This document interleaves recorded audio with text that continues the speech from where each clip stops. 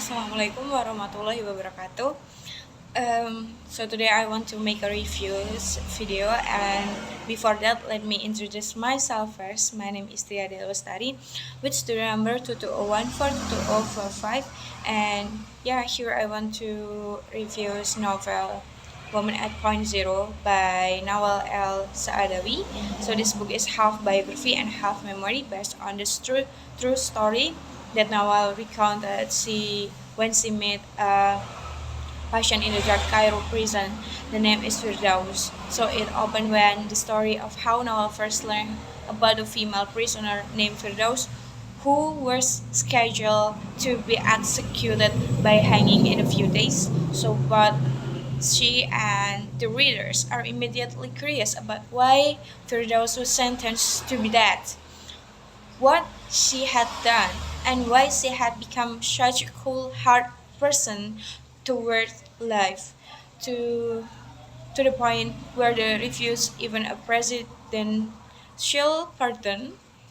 The explanation is eventually relieved through a detailed account of Rudolph's life journey from childhood to adulthood. Reading Firdaus' life story left me shocked, uh, as his life turned out to be so painful and dramatic. From a young age, he was raped by his uncle and friends without fully understanding what was happening. What, as he was unaware of sexual contact, people who seemed to want to help and up making this life even more shattered, including his uncle, who was considered educated. What makes it even sadder is that Firdaus was a smart student at school and initially had a high aspiration, but he was sold by being married off to the older man who treated him poorly, leading him to become cynical about the concept of marriage. Marriage eventually became nothing more than a way for men to exploit women at the low cost. Unintentionally, she ended up becoming a prostitute, and becoming a high priced prostitute seems like a better option as life went on. So it's hard to blame her perspective and give the event she experienced.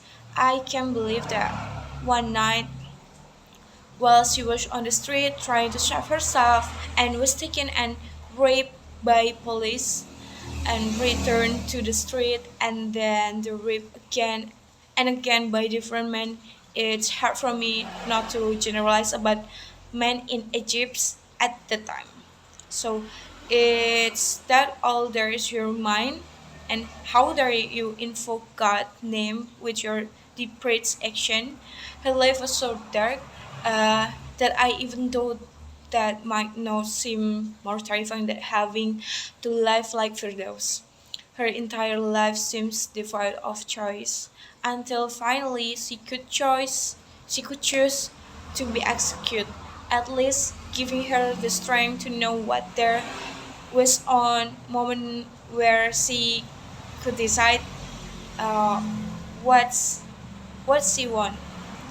The main character, what she want. Okay, the next one is the main character in the novels is absolutely the Firdaus woman just story in the told from a prison cell repressing the voice of the oppressed, and the Nawal El Sadawi, the narrator, as the psychiatrist, uh, that her documenting the story of Firdaus, and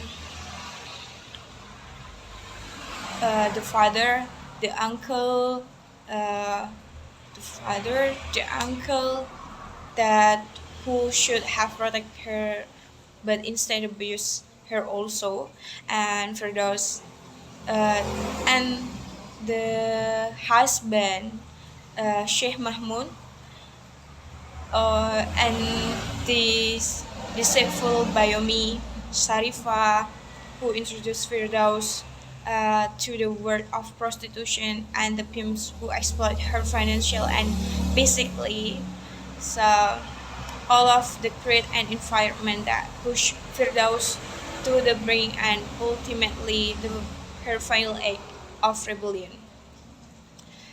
Then this novel followed the story of Firdaus, a woman living a patriarchal Egyptian society who suffered abuse, exploitation, and oppression throughout her life from family, education, men, even institution. Yet she eventually gains a sense of power and self-worth by reclaiming her autonomy, even if even if it leads to a tragic end. Now, how does this relate to modern feminism? Modern feminism actually focus on achieve gender equality through gradual reforms like better education, legal right, and access to work, without radically disrupting and social order. In this Firdaus journey, highlight the urgent need from such a reform. She craved education and freedom.